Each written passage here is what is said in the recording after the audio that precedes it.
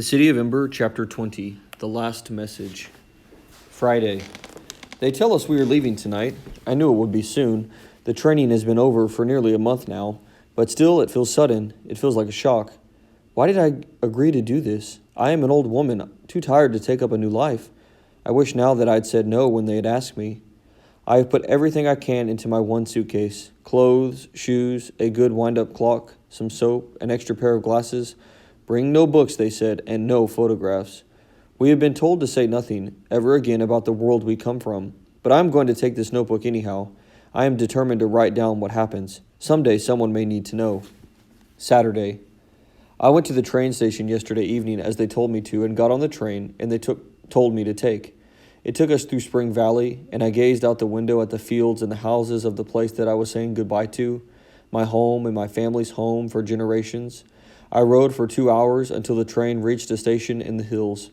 When I arrived, they met me, 3 men in suits, and drove me to a large building where they led me down a corridor and into a big room full of other people, all with suitcases, most with gray or white hair.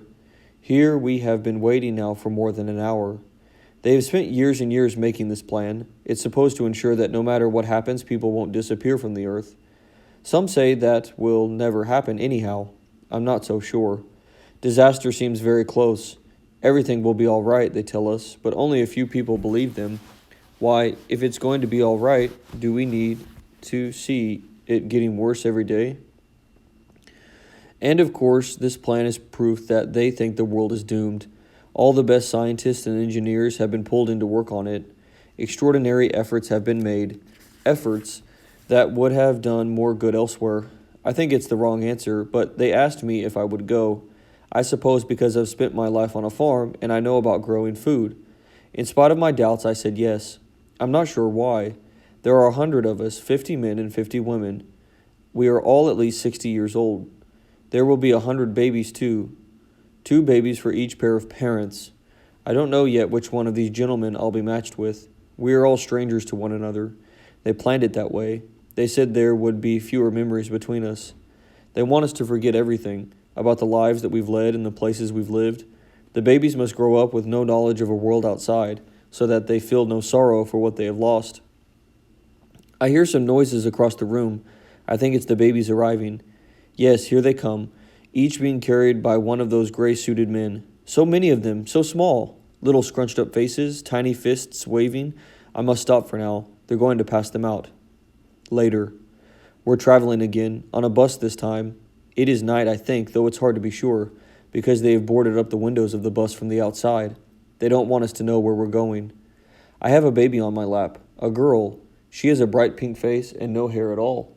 Stanley, who sits next to me, holds a baby boy with brown skin and a few tufts of black hair. Stanley and I are the keepers of these children.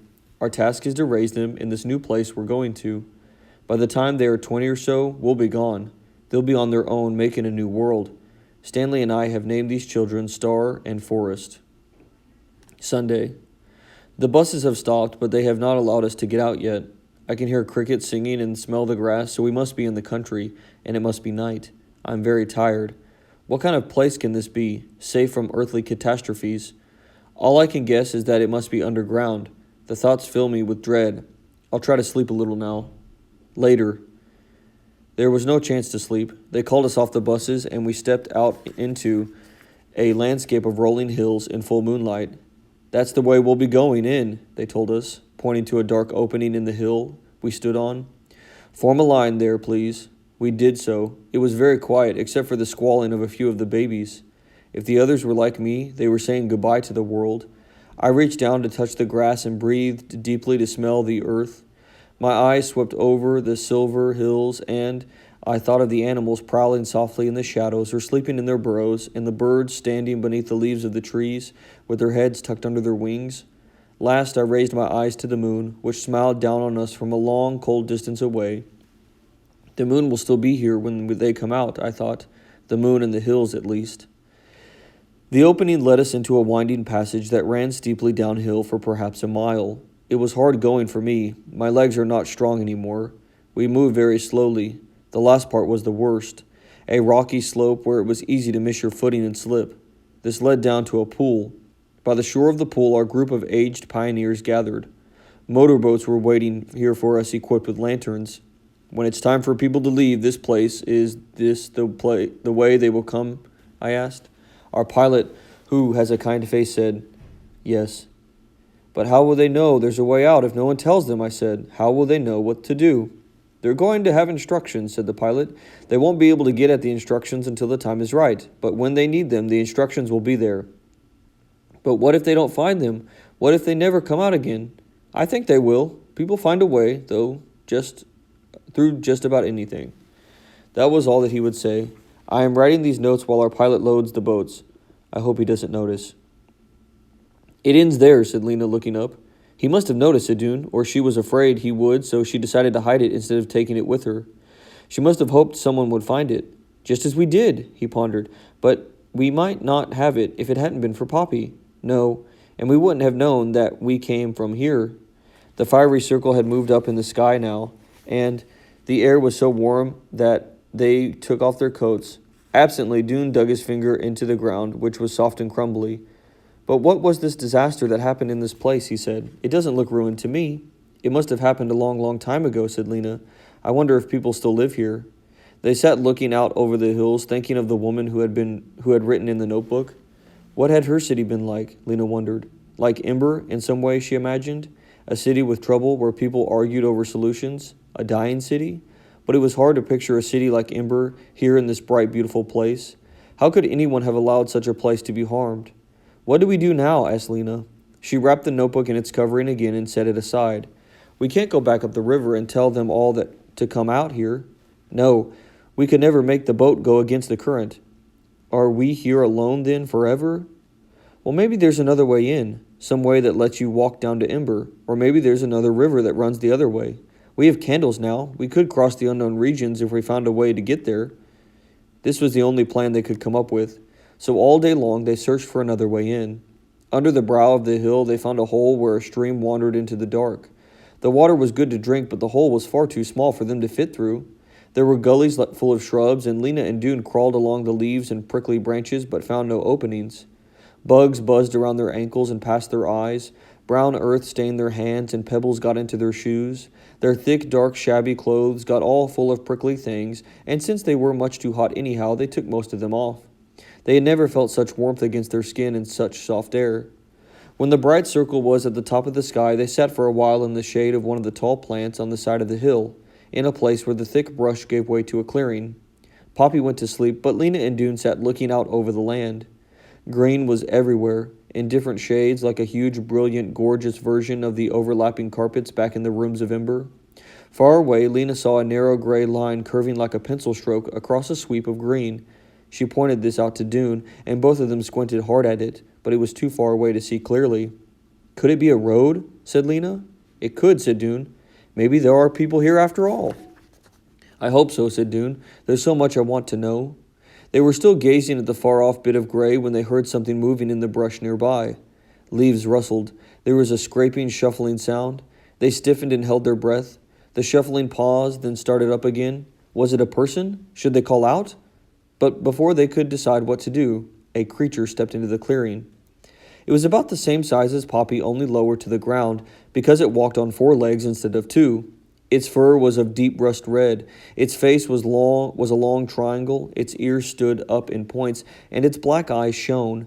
It trotted forward a few steps, absorbed in its own business. Behind it flowed a thick, soft-looking tail. All at once it saw them and stopped. Lena and Dune stayed absolutely still. So did the creature. Then it took a step towards them, paused, tilted its head a little as if to get a better look, and took another step. They could see the sheen of its fur and the glint of light in its eyes. For a long moment they stayed like this, frozen, staring at one another. Then, unhurriedly, the creature moved away. It pushed its nose among the leaves of the ground, wandering back towards the bushes, and when it raised its head again, they saw that it was holding something in its white teeth, something round and purplish. With a last glance at them, it leapt towards the bushes, its tail sailing, and disappeared. Lena let out her breath and turned to look at Dune, whose mouth was open in astonishment. His voice was shaky. He said, That was the most wonderful thing I have ever seen, ever in my whole life. Yes, and it saw us, Dune said, and Lena nodded. They both felt it. They had been seen. The creature was utterly strange, not like anything they had ever known, and yet, when it looked at them, some kind of recognition passed between them. I know now, said Dune. This is the world that we belong in. A few minutes later, Poppy woke up and made fretful noises, and Lena gave her the last of the peas in Dune's pack. What was that, do you think, in the creature's mouth? She asked. Would it be some kind of food we could eat, a fruit of some kind? It looked like the picture of peaches on cans, except for the color. They got up and they poked around, and soon they came across a plant whose branches were laden with the purple fruits, about the size of small beets, only softer. Dune picked one and cut it open with his knife. There was a stone inside. Red juice ran out over his hands. Cautiously, he touched his tongue to it. Sweet, he said. If the creature can eat it, maybe we can eat it too, said Lena. Shall we? And they did. Nothing had ever tasted better. Lena cut the stones out and gave chunks of the fruit to Poppy. Juice ran down their chins. When they had eaten 5 or 6 apiece, they licked their sticky fingers clean and started to explore again. They went higher up the slope they were on, wading through flowers as high as their waists, and near the top they came upon a kind of dent in the ground, as if a bit of earth had caved in. They walked down into it, and at the end of the dent they found a crack about as tall as a person, but not nearly as wide as a door. Lena edged through it sideways and discovered a narrow tunnel. Send Poppy through, she called back to Dune, and come yourself. But it was dark inside, and Dune had to go back to where he'd left his pack to get a candle.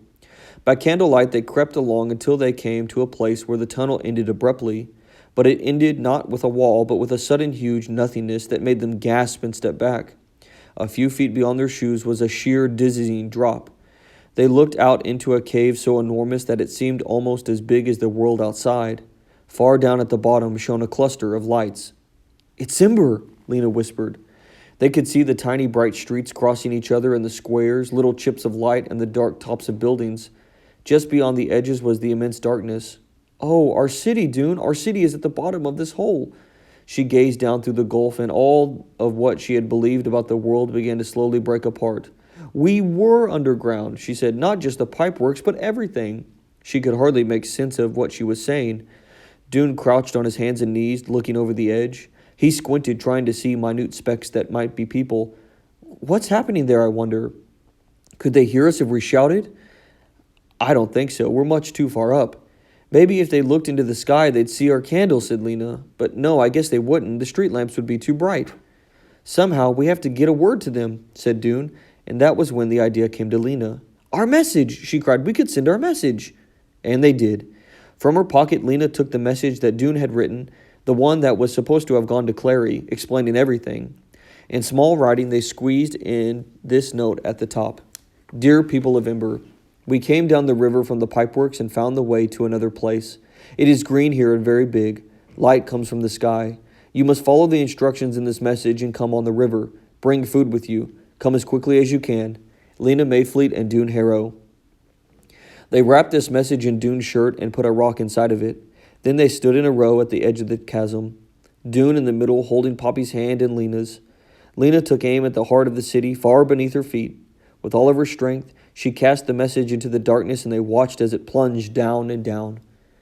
Mrs. Murdo, walking even more briskly than usual to keep her spirits up, was crossing Harkin Square when something fell to the pavement just in front of her with a terrific thump. How extraordinary, she thought, bending down to pick it up. It was a sort of bundle. She began to untie it.